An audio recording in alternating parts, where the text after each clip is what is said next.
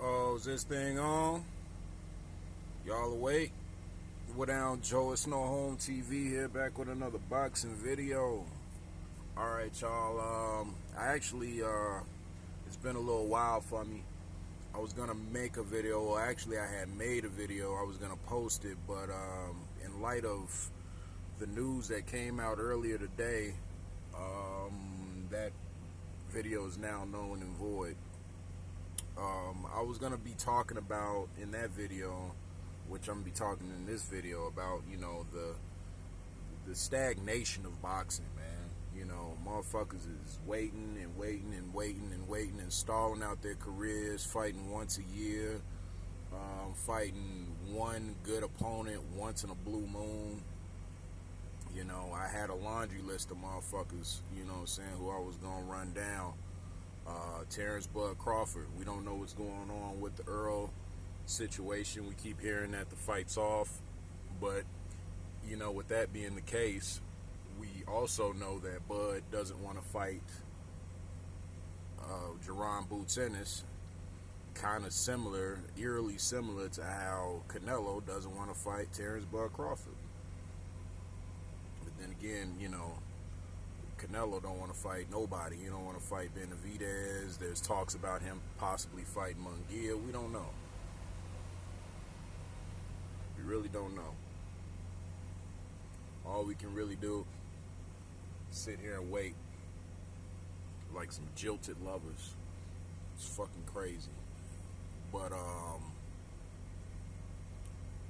I was gonna put Tank on that list too, but you know, in light of today's, like I said, in light of today's announcements, you know, I was gonna get on Tank too. Y'all have seen previous videos. I got on Tank before, you know, with him quote unquote being one of the faces of boxing. Ironically enough, the three faces of boxing: Terrence Bud Crawford after beating Earl Spence Jr., Canelo, who's been that way for a while because he's got all of Mexico behind him, and then Tank Davis, who's become you know, a hood superstar. But none of these dudes is I'm not saying they're not fighting anyone, but they're not fighting the people that we want to see them fight. I mean, Bud was the most recent. I mean, of course, you know, Gervonta, you know, beating Ryan. We all wanted to see that fight, but it was like we all kind of knew what was going to happen. And since then, what Ryan's fought is going to be would have fought him twice before, you know, Gervonta Tank Davis gets in the ring again, supposedly in June against Frank the Ghost Martin, which I think is a great fight. It's too early to analyze and break down, you know, but, you know, just judging by their styles, it should make for a really, really good fight. High-speed chess match. Both, you know, fighters got power. I think that, you know, of course, Tank has more power than Frank Martin, but, I mean, you know, I think that, you know, Frank could be faster than Tank. That's a possibility. And I believe he's taller, you know, albeit maybe an inch or two, you know, but that should give him a reach advantage and, you know, help him out with the distance. Like I said, that's going to be a good fight. That's the type of shit that we like to hear, but, you know, a fight like that should have been happening this month in February. You know, you fought Ryan, what, last year in fucking, what was it, April, May? Was it before the year?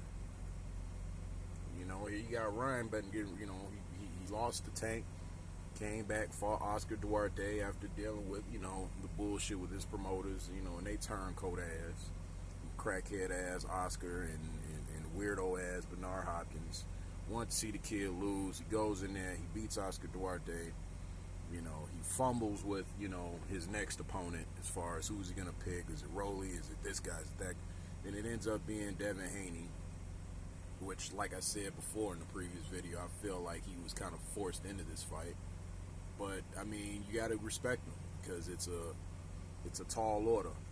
And this is what we expect of our fighters. This is what we want to see from our fighters. We want to see you fighting the best competition. There's no way that Tank could have came out here after all this time and fought a no-name dude. I'm glad that he's fighting Frank the Ghost Martin. It's a good opportunity for Frank. May the best man win.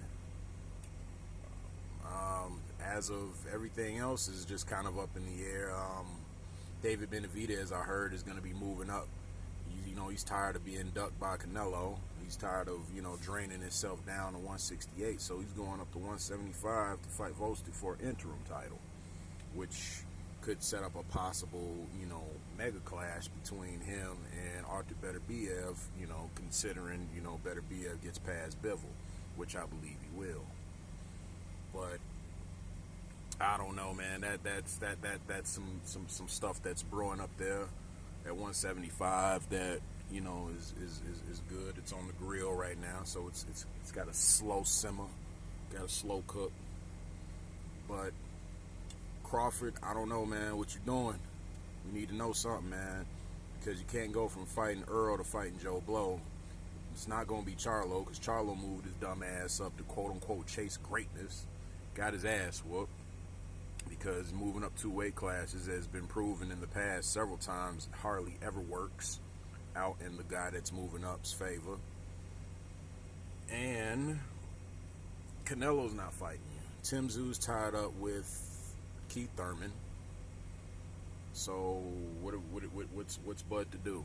You're not gonna fight Earl. You're not gonna fight Boots. You're not gonna fight Canelo. You're not gonna fight Tszyu. You're not gonna fight Charlo. Who's left? Who's he gonna do? Fight Brian Castano at 154? I don't see him going back down to 147, because if he goes back down to 147, he's got to fight Boots. Unless he tries to pivot and, oh damn, she was pretty. Unless he tries to pivot and pick, fucking Stanionis or somebody, which will also be a good fight, because I think very highly of Stanionis, even though he hasn't necessarily proved it on the big scale just yet.